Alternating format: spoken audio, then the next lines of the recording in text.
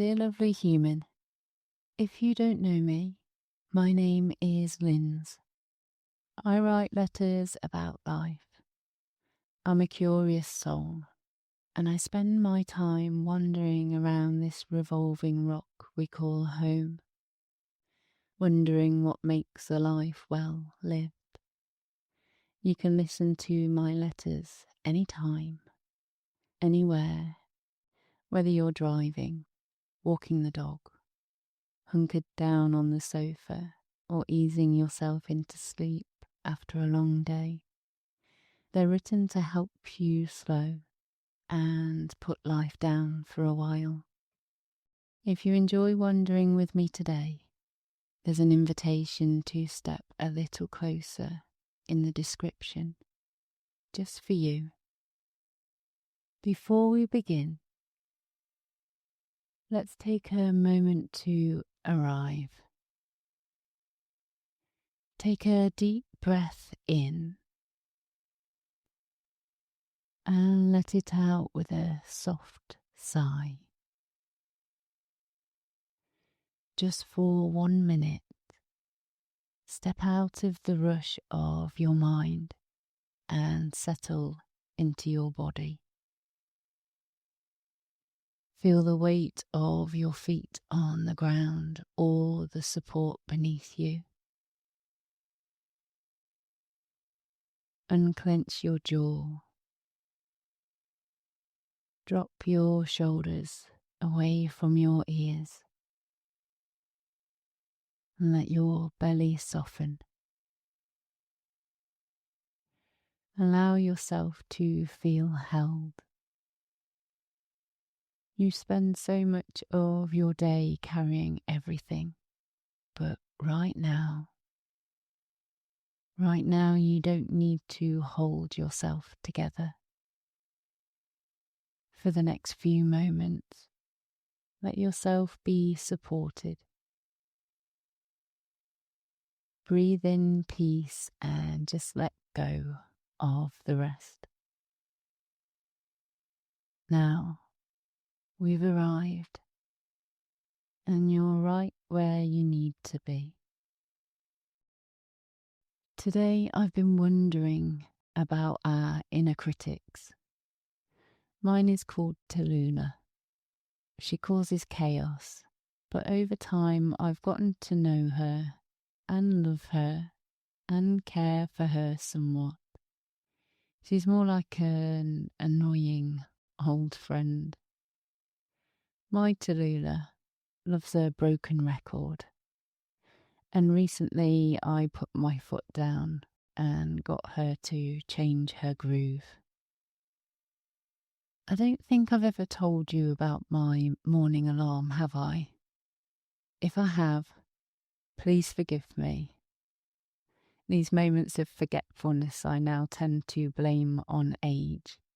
Mind you, I'm strongly opposed to being called old, or believing myself to be old, unless I've forgotten something. Then it becomes my get out of jail free card over the obvious truth. It's my mind's own mindlessness. Dad called me old last week. I disagreed. The carefree me favours the idea that I'm aging backwards like a female Benjamin Button, all the way back to the 90s, right back to where I left my carefreeness. I tend to wake up with a head full of static, plans, random thoughts, and still sometimes raw judgments about what I didn't achieve in my past. Whether it was my poor choice about not doing the pots last night before I went to bed, or getting pregnant 6 months into my degree and dropping out. It really depends on what finger of keeping me humble my inner Tallulah decides to prod me awake with on any given day. I've played this soundtrack every morning for years. It's not nice, is it, lovely human, to notice your inner Tallulah makes everything terrible before you've even stuck your toe out of the duvet? The wellness gurus like to preach no phones in the bedroom, don't they? But I'm too tight to pay for an alarm clock when my phone is more than capable of doing the job, so I've ignored this nugget of wisdom. I decided to change my alarm to help me reset my morning anthem and hopefully drown my inner critic out. My favourite artist is Alan Stone. If you like to listen to something with real soul, I highly recommend him. He features in a song called Sad Songs, written and performed by Eric Hutchinson. It is a track called Sad Songs, but it's far from sad. It's crammed full of infectious brass, guitars, soul, and a groove so bright it makes you want to dance into the day rather than drag yourself into it. The all-knowing wellness gurus would probably suggest I do something more productive like breathwork or mantras. But I find these 3 minutes and 58 seconds of having a little boogie around my bedroom, humming along while I fumble for a pair of socks, does the job. It's a sticky song. It sticks in your head just long enough to keep those uncaffeinated, tempestuous thoughts at bay. So my morning went like this. Wake up before the alarm goes off. Sadly, that's standard practice.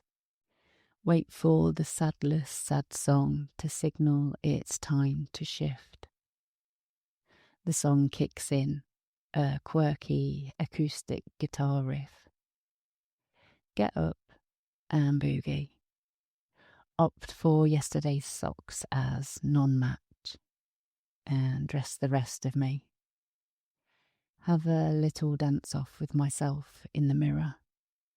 Give myself a wink and a side smile as the 3 minutes and 58 seconds finish. Clip Mr. and Missy onto their leads while they circle around like the little balls of energy they are, and then head for a wander around the block. 55 steps in, I caught myself humming sad songs with a little pep in my step. The sky was turning soft pinks, bleeding into the warm morning light, like something straight out of a classic album cover. My ears felt cold. The temperature must be dropping. And my little fingers felt cold. The temperature's definitely dropping. So I slid my hands into my pockets and continued to hum. The way an old man would hum and stroll and look up at the sunrise without a care in the world. If I could whistle, I would, but I can't. I'm sure my neighbours are happy of that at 5 o'clock in the morning. I let go of my hum to listen to nature and listen to what it had to offer me as a backing track for the morning. I wish I knew the bird songs well enough to tell you which ones were having a sing-song, lovely human, but I've never cared to learn. My head spins with so much too much information most of the time I can't fit much more in. I can tell you they seem to hoot, tweet, whip to woo, coo, and twitter to each other. A cacophony of my version of sad songs, I guess. I do know the pigeons, though. A low, gruff, rhythmical coo that seems to me must be irresistible to pass on to the next pigeon. I hear one, and then one replies in the distance, and then one even more distant. I have often wondered if the first pigeon starts at sunrise on the south coast and passes its coo on and on, from rooftop to rooftop, until a Scottish pigeon sings the last note before sunset. Underneath the bird song is the hum of human life. I live near an A road, so there's a permanent low-level rolling hum of cars in the background, with the occasional blip of a motorbike or a boy racer. Though I imagine the roads aren't busy enough at 5 a.m, so perhaps it's carried from the M1 a little further in the distance. There's a gentle breeze this morning, rustling through the treetops and the bush bottoms, the wind gently shaking them awake. Mr. and Missy snaffle at the bottom of the bushes, panting when they pull on their leads too hard. The green metal electric box at the bottom of the park has a hum of its own, as if it's buzzing for the internet. I imagine its hum has gotten louder as we've become more reliant on digital connection. And there's the sound of my own footsteps on the pavement, cheekily changing tempo as I amuse myself, slowing down, speeding up, and skipping steps. I stop just to take it all in, even in the stillness of a Saturday morning sunrise, holding space for the weekend snoozers tucked away in their brick boxes. There's still very much a sense of aliveness. I don't think nature is ever still enough for complete silence. The cars in the distance, the pigeons passing their messages north, the rustle of the bushes, my own breathing. It all makes up the morning melody. We can spend so much time like a stuck record in our brain box, or letting our inner critic play stuffy old songs on repeat. But when you slow down your steps to listen to the world waking up around you, there's a different kind of humble, a healthy humble. The realization that you're just a tiny, wonderful part of a much bigger, living soundtrack. That's the kind of prod I don't mind being woken up to. Yours always, Lynz.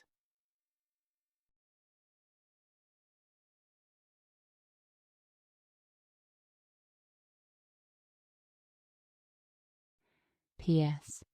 Thank you for spending the time with me. If a friend came to mind while you were listening, please do share this episode with them. It really helps more humans feel connected. If you'd like to step a little closer into my world and receive my soul-hugging letters, the link to join our community is right there in the description. For now, take care of yourself, and I'll catch up with you next week.